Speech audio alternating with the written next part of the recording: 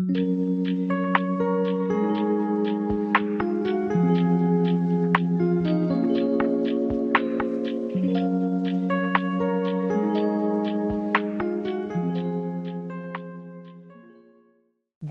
et bienvenue à un nouvel épisode de notre série Deep Dive. Cet épisode est présenté par l'Association des commissions des accidents du travail du Canada. Aujourd'hui, on explore un article de l'ACATC.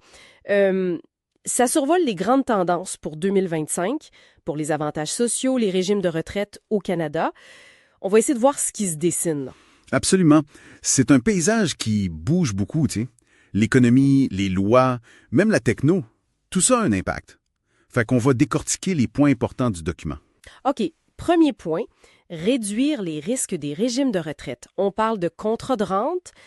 Ça a l'air technique. C'est quoi au juste? Ben, c'est une tendance qui prend de l'ampleur.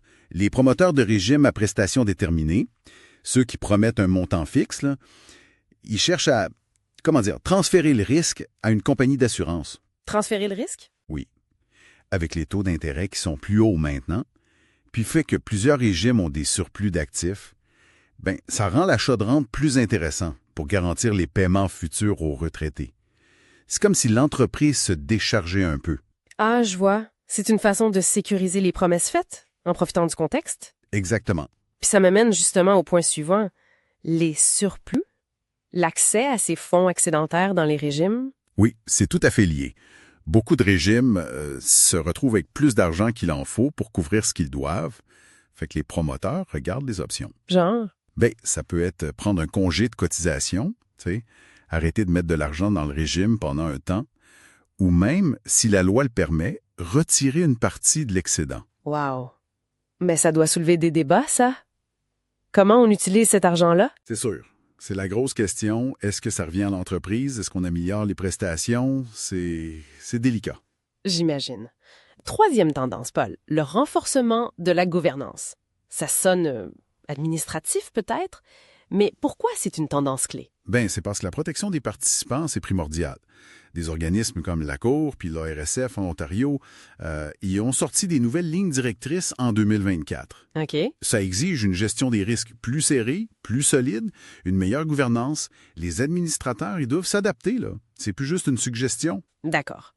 Donc, plus de surveillance pour s'assurer que tout est bien géré pour les membres du régime. Exactement. On change de type de régime. Les régimes à cotisation déterminée, les CD, là, on parle de nouvelles options de décaissement, comme les prestations viagères variables.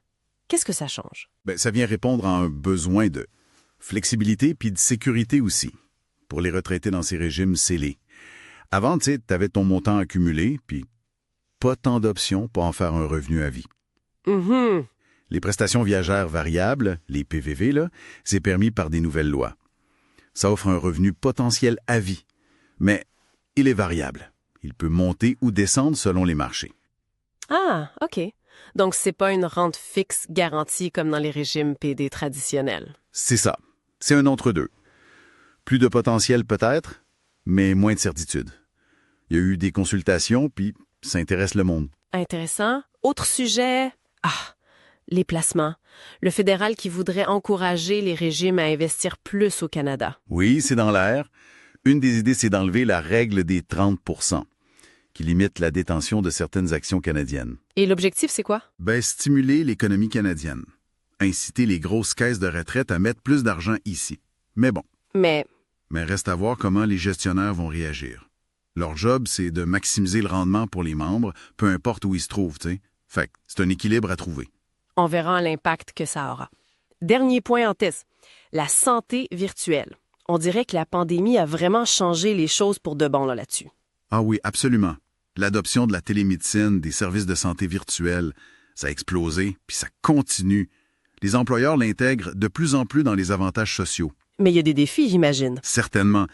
Les aspects fiscaux, par exemple. Si un employé travaille de l'Alberta mais utilise un service basé en Ontario, comment ça marche?